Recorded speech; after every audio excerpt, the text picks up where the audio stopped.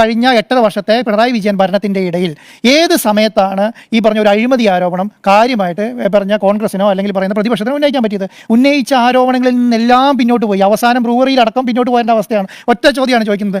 കേരളത്തിലെ ഇടതുപക്ഷ അല്ലെങ്കിൽ മന്ത്രിമാർ കണ്ടതിനേക്കാളും കൂടുതൽ കണ്ട കോൺഗ്രസ് നേതാക്കന്മാർ കണ്ടതാണ് കർണാടകയിലെ സ്പിരിറ്റ് ലോബികളെ തിരിച്ചടിക്കുന്നത്. അവിടെ ഇട്ടിട്ട് പോകുന്നു, സെക്കൻഡിൽ നിന്ന് വഴി പിന്നോട്ട് അടിച്ചു. ഒരക്ഷരം മിണ്ടുന്നില്ല ബ്രൂവറിയായി ബന്ധപ്പെട്ടിട്ട്, ഒരക്ഷരം മിണ്ടില്ല. ബ്രൂവറി കമ്പനി എന്ത് വിചാരിച്ചു? ഇനി കേരളത്തിൽ വേണ്ട, ഞാൻ തമിഴ്നാട്ടിലേക്ക് പോകുന്നപ്പോഴത്തേക്കും ഉള്ളതും കൂടി ഇല്ലാതായി. കാരണം വികസനത്തിൻ്റെ കാര്യത്തിൽ കഴിഞ്ഞ കിഫ്ബി വന്നതിന് ശേഷം എന്താ പറയുക, ഞാൻ പറയുന്നത് ഏറ്റവും നല്ല ഈ ഇന്ത്യയിലെ സംസ്ഥാനങ്ങളിൽ നടപ്പിലാക്കിയ ഏറ്റവും നല്ല പദ്ധതികളിൽ ഒന്നാണ് കിഫ്ബി എന്ന് പറയുന്നത്. അത്രയും നല്ല ഒരു സംവിധാനം ഒരു സ്ഥലത്തും ചെയ്യാൻ പറ്റിയിട്ടില്ല.